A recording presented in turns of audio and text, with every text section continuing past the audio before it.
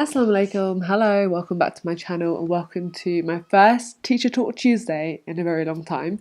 Today I've actually written out some notes in my little journal here because this topic, it's really important. It's really important to address, it's really important to speak about, and if you're watching this video and you've not watched my channel before but you've clicked on it because of the topic title, I'm guessing that this is something that means a lot to you and that maybe you need to hear somebody else speak about, and perhaps, and I really hope this video is going to be able to be a place where you can get some insight, some help and some support, and there are going to be links and websites and numbers down below which you can call because it is a really important topic, and of course it is about teaching and mental health. To make this video as informative and helpful as possible, I wanted to bring some statistics into this to kind of highlight the prevalence of poor mental health within our profession.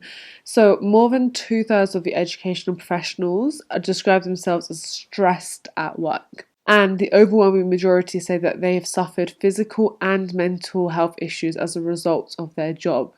Which, if you think about the role of being a teacher, you're being a caregiver to multiple children. You are educating them. You are also ensuring that they are safe. You're ensuring that they have got strong mental health as much as you possibly can. You are helping combat some of the issues that might be going on at home. You are highlighting and picking up things that might be going on at home and dealing with them in the most appropriate way. So a lot of our job is caregiving, and it's not just to the students that we teach, it's also to our colleagues. And naturally, I think as teachers we're caregivers, we're caring people, we want to see people succeed, we want to help people, but it's then very easy to become very overwhelmed by all of these positive things and also some of the negative aspects of teaching, and allow that to then take a toll on your mental health. And sometimes even the strongest, most bubbly, most confident people are hit by this sort of issue, because with teaching, it literally, like, your situation can change from like day to day, and it can be various different factors that can affect your mental health. One of the key ones are bullying. That can be among staff, so like the SLT, and it can also be among other teachers. It could even be among teaching assistants and perhaps the cleaning staff or the caretaker, and it can also be amongst parents as well, which is quite surprising and disheartening. But I remember when I was training, one of the girls who had just trained the year before me, she was an NQT, she was telling me how the parents in her class had made a WhatsApp group about the class, and okay, that's fine. They've got a WhatsApp group, they're communicating, maybe they're saying today's PE day, everybody don't forget your PE kit. But it actually turned out that the WhatsApp group was being used as a way to critique and bully teacher. And obviously the teacher's not involved, but all this information that's, a lot of it was false, was being passed around to, in the WhatsApp group, and it was all about the teacher. Now imagine their child is going to school in the class of someone who's just qualified. They have not even passed their newly qualified GA yet, and these fully grown adults are sitting on their phones and making a situation that doesn't even need to be bad so much worse by behaving like this. Essentially, like, it's like behaving like, it's horrible to say, but you know, like teenagers that are just got nothing better to do than gossip. But imagine that the children in your class, their parents are behaving like that towards you, and then you have to see those parents at the beginning of the day and at the end of the day and at parents' evenings, and you know in the back of your mind that they've been sitting there and speaking about you excessively.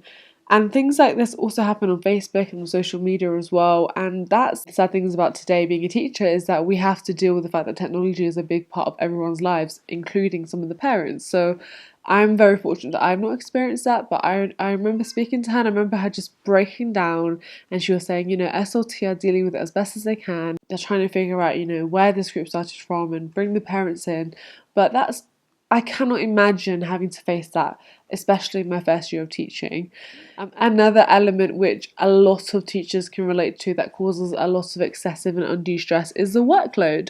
I say this all the time on my channel. The workload that teachers have is insane, and if you are somebody who has to get every single thing that they got on their to-do list done, and if you don't, you'll feel anxious or you'll feel stressed out, then unfortunately teaching might not be for you, because there is never a time when you have done every single thing that you need to do and you would like to do. With teaching, what I learned very quickly was that you have to prioritize day to day what your main tasks are, and it's not just about you and your class, it's also about the responsibilities you have to the school, it's also the responsibilities you have to your head of year, for the planning, for assessments, for data, and it's also the responsibilities you have for extracurricular clubs as well. And all of these things just start to pile up. So you might go into teaching thinking, well, as long as I'm focusing on myself and my class, everything's gonna be fine.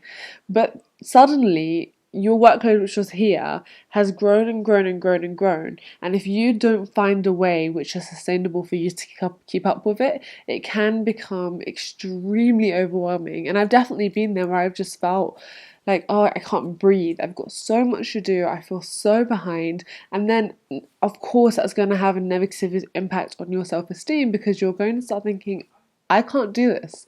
I trained for a year and I worked so hard and I cannot keep up with this way. I am not a good enough teacher. And the reality is you are a good enough teacher, but you just need to find the right techniques to sort of manage that workload. Now, I do have a lot of other videos in this teacher talk series, and I don't know if you want more videos on in terms of managing workload and those sort of things, but let me know. I will list out the ones that I've got down below anyway. Another thing is that work-life balance. I did a video on this recently and a lot of you resonated with it, and a few of you are not teachers, but you said this video has great tips in it even if you're not a teacher. But having a work-life balance or not having a work-life balance can definitely cause poor mental health. And I think when you are prioritizing and putting so much hours and so much time and energy into your job because you love your job, because you want to see the children that you've got in your class succeed, you want to see them happy, you want to do well, you want to climb up the career ladder, you want to put so much energy into your job, that by the end of the day you're literally left exhausted, and it's very hard to balance having a relationship, balance family time, balance time with friends when you're teaching. And I definitely did struggle with that, especially when I first got married, and even things like planning my wedding. It was very hard to not feel guilty when I was doing the wedding planning, which should technically have an element of funness to it, and it should be like one of the most memorable times of your life because it happens so fast anyway. But yeah, I just couldn't help but feel a little bit guilty, because when I was doing some sort of wedding planning, I also could have been doing some marking. I could have been doing some assessments, or whatever the case was. But you have to make a decision on what is most important to you at the moment. But that work-life balance is definitely a tricky one. And the next tricky topic, which can cause severe mental health issues and problems, are difficult students.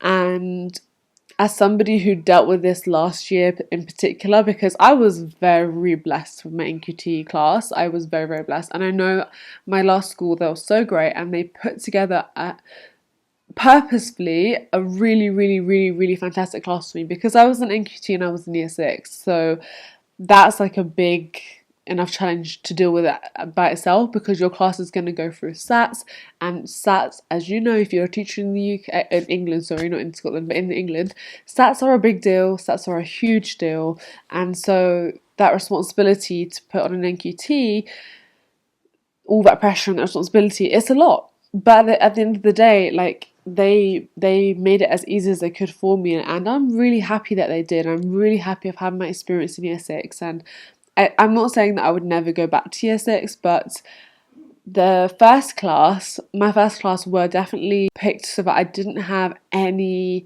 key characters, as I say, any super, super difficult students. And in my second class, like, the nature of the year group was that it was impossible to not have one or two of these really difficult students.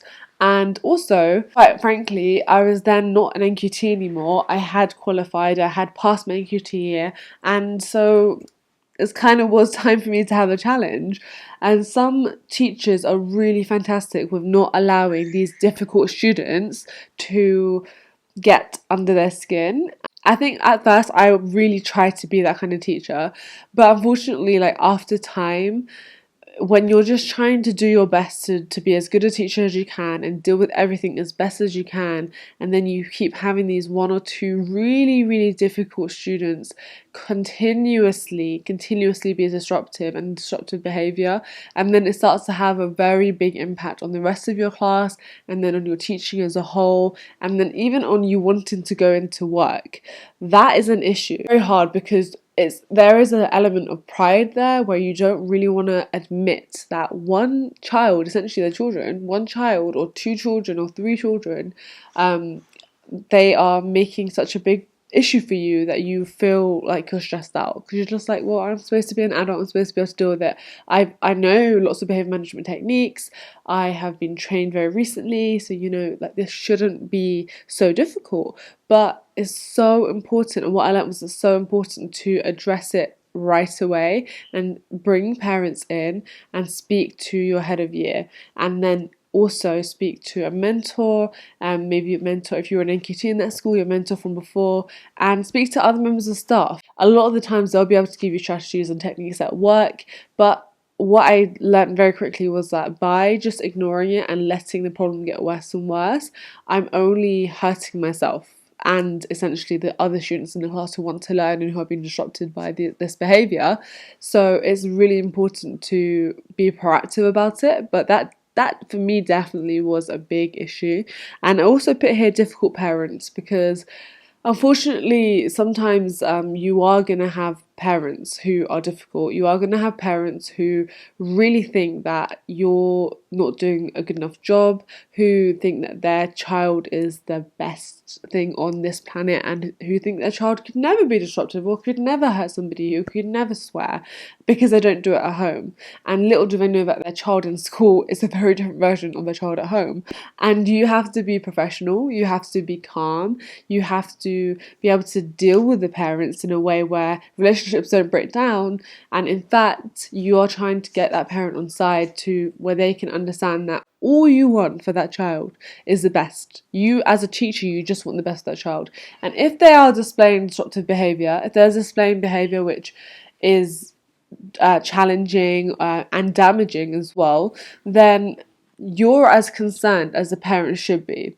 But a lot of the times, parents will unfortunately get very defensive and they will see it as you coming at them for their parenting style, or you saying they're not a good enough parent, or you saying that they're lacking in some way, and that's just not the case. But again, I think this is a video I could do a whole different topic on with parents. But that is definitely a factor that causes poor mental health. If you have parents who are consistently being negative towards you, they are behaving in ways which they shouldn't be as adults, and they're not seeing that you are trying your very best with their child, then that can definitely make you start to feel a type of way. The last one, which I've kind of touched on already, is just disruptive behaviour, bad behaviour, poor behaviour, and this could be like the class as a whole. Like I have seen some absolutely horrendous classes in my time as a teacher, classes which I just thank God that I was not given, honestly. And it's sad because a lot of the times, like these difficult classes will have maybe 6 or 7 members of the class who behave poorly and influence the rest of the class to do the same. And then there's a pocket of children, like a handful of children, who are just so lovely, so sweet, and all they want to do is learn. And your heart just reaches out for them because you're just like, I totally feel you and I feel your pain right now. I've had to cover some classes like this and I'm just like, oh, I actually don't know how this teacher is standing right now, having to deal with constantly being shouted over, with constantly having rude remarks thrown, with constantly having like pencils thrown across the room and just disruptive behaviour. And over time that can hugely impact your mental health. And all of these things which I've listed, these can all lead to anxiety, depression, insomnia, headaches, these are all impacts of consistently being impacted by these stresses. What I found out when I was doing my research is that there's actually a charity in the UK called Education Support, and they say that they are going to be able to help you through some of the biggest pressures and challenges you might face as a teacher.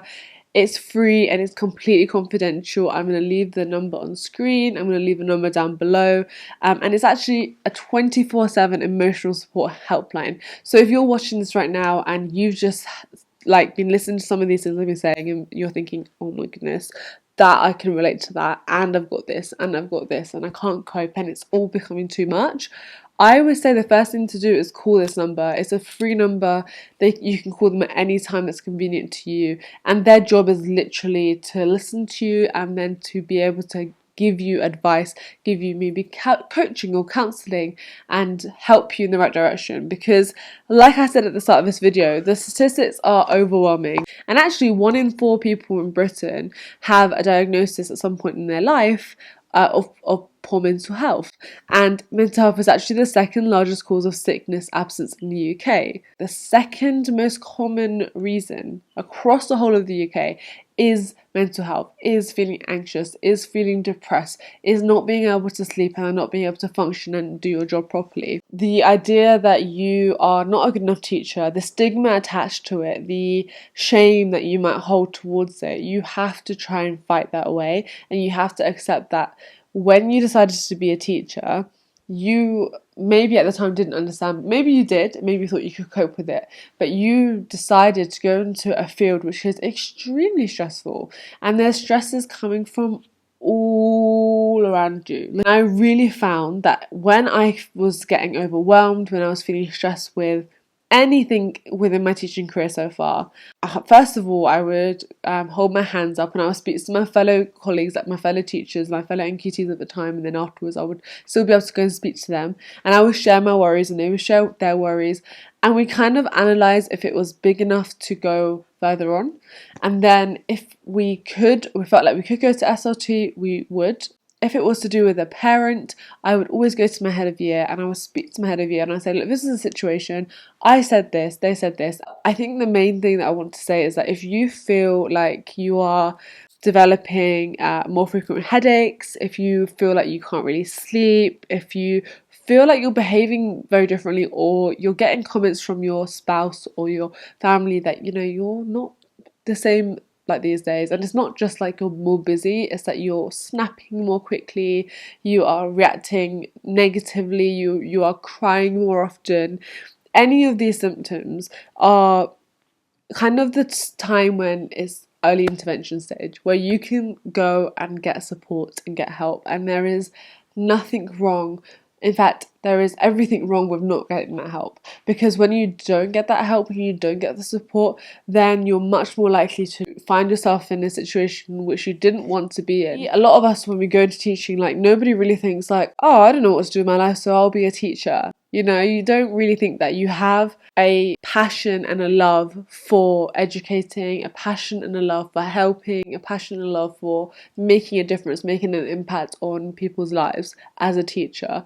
And it's one of the most selfless jobs in the world, but because it's such a selfless job, it's so important that you are being aware of your own behaviour, being aware of your own mental health, and getting the early intervention that you need. I would say that if you can't find the support within your school, this is where unions come in, and hopefully you are a part of a union if you're a teacher.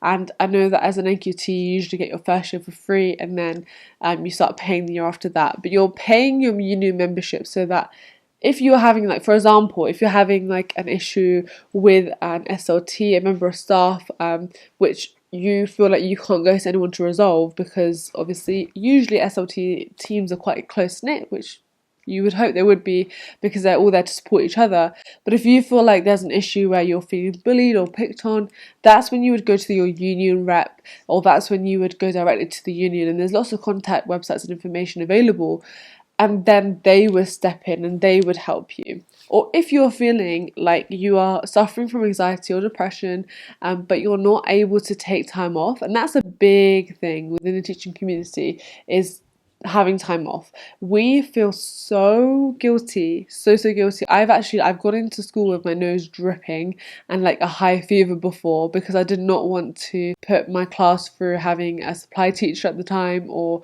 I didn't want to let my team down around me, and my head of years turned me right around and said, go back home, you need to rest. And I think that's not an uncommon thing, unfortunately. As teachers, we feel very guilty for having a sick day. The way I tried to explain it to my husband was, it's because with any other job, you're responsible for yourself within the workplace and you have your own workload in the workplace. But when you're a teacher, you're responsible for 20, 25, 30 students and their well-being, and only you as their teacher know the full detail of that child. So if a child's playing up, you're more going to be 10 times more likely to understand why that is than a supply teacher. And I've definitely felt so much teacher guilt, like if I've had any time off. Even before my wedding, I worked half the day before my wedding, and then for our Valima, I had 2 days off. And I remember just being here in Scotland and feeling guilty that I wasn't there, that I wasn't able to do the lessons, that I wasn't able to be with my class. And it's an attachment thing, but it's also, it can be very unhealthy, and it can be something that you have to really prize yourself away from and say, look, I have to prioritize myself right now. And just because you're not unable to get out of bed because you are physically sick, if you're unable to get out of bed because your mental health is really low, don't allow anybody to make you feel a type of way. And that's where, again, unions come in. If you feel like people have been dismissive of your mental health issues, and when I say people, I mean, don't go into staff room and be like, oh, like I'm developing anxiety and I can't cope, and don't make a big scene. You don't need to tell everybody, but you do need to tell the people who need to know. And that's going to be your head of year, that's going to be perhaps your head teacher, and that's going to be maybe a deputy head, and they're going to need to know so that they are able to then provide you with support. And usually in schools they will now have steps in place to help teachers who are feeling like this, because so many of us go through it. And there is no shame in it at all. There is no shame in admitting you need help, and it's the best thing you can do for yourself. And if you are being supported in some way, shape or form, if you have your anxiety reduced, if you are able to find yourself getting back on your feet because of the support you got, you're going to be a much better teacher than somebody who is like this all the time, and then one little incident happens and they're pushed over the line and that's it.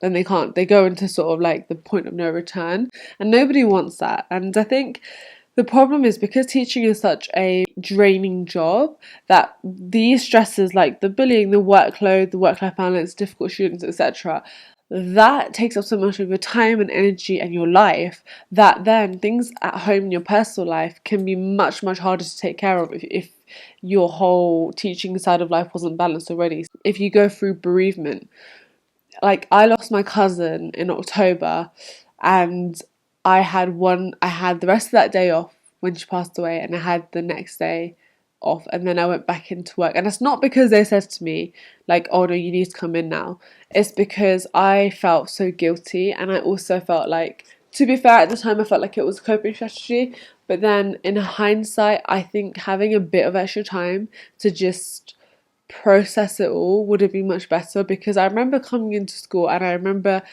speaking to my class about it, and I was this close to bursting into tears. And whilst there's mixed opinions on this, and I personally believe that you should show your class that you're a human with emotions, but they also need to know that they've got an adult who is mentally in a secure place, who's not going to burst into tears in the middle of a lesson, who's not going to have a huge rage, who's not going to basically lose the plot.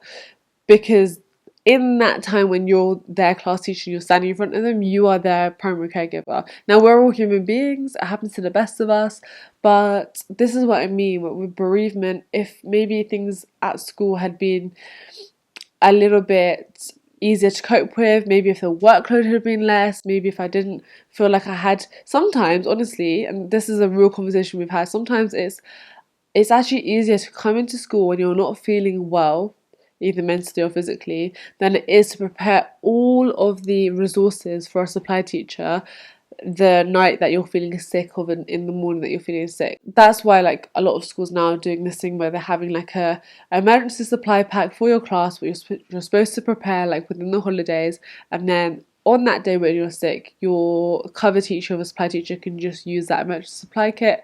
And within my one, for example, I would always put the seating plan so the children would not move around and make chaos in the room, and I'd always put just a brief note about the children so that if there is anything they needed to know, it was in there. And that gave me a peace of mind that, well, I've told my supply teacher now that the main key bits of information, and the rest of my team are around them, so hopefully if they need any help they can get that help from the rest of my team. But yeah, I hope this video has been kind of helpful. I've given you a little bit of an insight of my experience, and then I've shared some of the things that, like, I'm very blessed. I've never felt like I've been bullied in the workplace, and maybe that will happen in the future. I hope not, but it could happen in the future.